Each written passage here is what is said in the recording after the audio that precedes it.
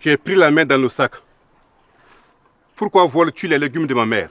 Pauvre humain, comment as-tu fait pour me voir? Si tu ne me donnes pas immédiatement une réponse satisfaisante, je te brûle la cervelle. Pour le faire, il te faudra me voir. Que la terre et le ciel fusionnent afin de rendre visible l'invisible. Mon petit, c'est pas gentil de vouloir t'échapper de la sorte. Je t'en prie, ne tire pas. Je te conduirai chez mes parents. Ils te dédommageront. Qui me dit que tu ne cherches pas à t'enfuir? Fais-moi confiance. Si mes parents te proposent de l'argent ou de l'or, n'accepte pas. Pourquoi donc? Demande à ma mère de verser le lait de son sein gauche dans tes oreilles. Ainsi, tu entendras tous les complots que les gens fomenteront contre toi. J'entendrai les complots de mes ennemis? Comme si tu étais présent. Demande aussi à mon père un peu de son fognon. Tu devras le semer, mais ne jamais récolter. Humain! Tu as franchi les limites de notre territoire. C'est une infraction grave que tu vas payer cher. Surtout ne bouge pas, ou je te tue. Penses-tu sincèrement m'effrayer avec ce fusil? Pose-le par terre ou je te réduis en cendres. C'est facile à dire, mais le faire est une toute autre réalité. Préfères-tu ton fusil comme cela?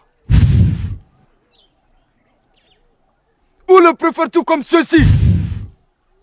Père, je t'en prie, épargne-le. Ce n'est pas de sa faute. Que veux-tu dire? Les légumes que je vous apporte souvent proviennent du jardin de sa mère. Il m'a surpris en délit de vol et voudrait réparation du préjudice. Femme, entends-tu les propos de ton fils? Depuis des générations, aucun être humain n'a mis les pieds ici. Ton fils est le vrai fautif. Repare le tort qu'on leur a causé. Combien de kilos d'or ou d'argent veux-tu comme remboursement? Je ne veux ni argent ni or. Que veux-tu donc? Je veux que tu verses le lait de ton sein gauche dans mes oreilles. Donne-lui ce qu'il demande, puisque nous avons mangé les légumes de sa mère. Approche-toi.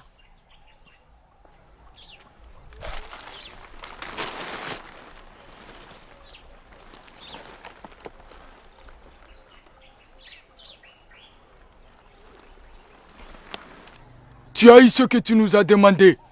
Nous sommes donc quittes. Je veux que tu me donnes un peu de ton fognon à s'aimer. Comment as-tu su que je le possède? Mais le linge sale se lave en famille. Humain, tu auras ce que tu demandes. Dans tes mains, ton règne s'étendra aussi loin que voleront les oiseaux qui mangeront de ce fognon sémé. Mais cela ne s'accomplira qu'à condition que tu interdises l'accès au fleuve un jour dans la semaine. Ainsi soit-il. Humain, j'ignore tout de ton dessein, mais prends garde que nos chemins ne se croisent plus jamais.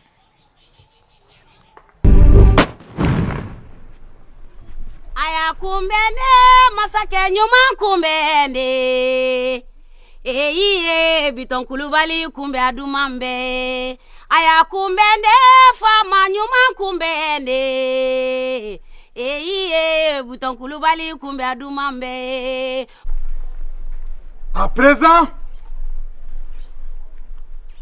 la parole est au baobab de Ségou. Merci pour votre confiance. Mais j'ai besoin de votre aide à tous, afin de ne pas vous décevoir. Biton, le pouvoir est un attribut divin. Celui qui le détient l'exerce au nom de Dieu et avec son accord. Nous avons l'obligation de t'obéir. À partir de ce jour, nous construirons un palais pour le chef du Thon. Oui. Et nous lèverons un impôt pour entretenir les hommes armés qui nous défendront. Koulibaly, nous payerons l'impôt et un magnifique palais sera construit pour les chefs du Thon.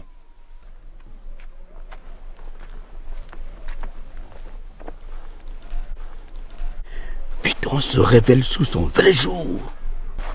Ah, Pati. En plus de la construction d'un magnifique palais et du paiement de l'impôt, l'accès du fleuve est interdit à tous les vendredis par respect pour les génies du fleuve. As-tu entendu? Personne au fleuve chaque vendredi.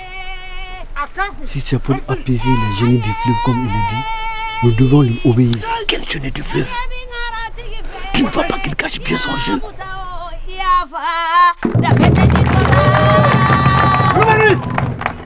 Que la fête continue.